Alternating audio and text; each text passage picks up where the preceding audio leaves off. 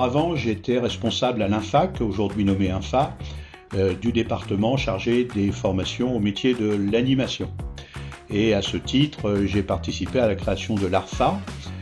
L'association ARFA est antérieure, comme vous le savez, à la création du CFA et était un lieu d'échange et de rencontre des différents organismes de formation autour de l'éducation populaire. Sous l'impulsion d'Anne Chenouet-Barrois, qui était à l'époque la directrice régionale jeunesse et sport, et sous la présidence de Rainer Doumont, qui était le président en titre de l'ARFA, que s'est créé ce CFA des métiers de l'animation et du sport. À l'époque, les diplômes s'appelaient le DEFA et s'appelaient le BTEP, et c'est donc ces diplômes qui étaient préparés au sein du CFA, des métiers de l'animation et du sport.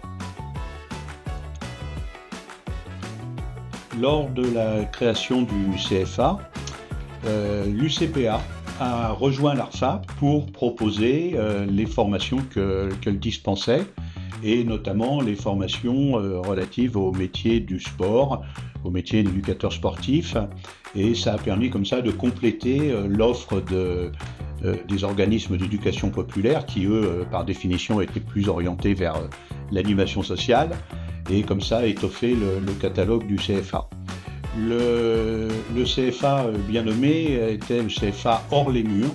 Alors là, il convient quand même de préciser que le concept était assez novateur, puisque à ma connaissance, c'était le premier, voire un des tout premiers CFA à être hors les murs, c'est-à-dire que les formations étaient dispensées dans les organismes composants et regroupés au sein du CFA. Ce concept de CFA hors les murs s'est ensuite développé et étendu à d'autres branches professionnelles, ce qui valide la pertinence du concept en quelque sorte. Voilà, donc nous avions des bureaux et c'est là que se réunissaient le conseil d'administration. Il n'y avait pas de contact direct avec les stagiaires qui, eux, étaient dans les différents organismes dispensateurs de formation. Voilà, mais écoutez, je ne veux pas m'étendre trop sur cette petite période de création.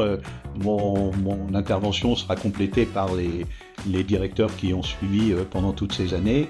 Et il me reste à vous remercier de m'avoir écouté quelques instants et puis à souhaiter, bien sûr, bonne continuation au CFA des métiers de l'animation et du sport, qu'ils puissent pendant encore longtemps former à ces métiers qui sont ceux qui nous relient, des métiers très importants dont on ne soulignera jamais assez l'utilité sociale.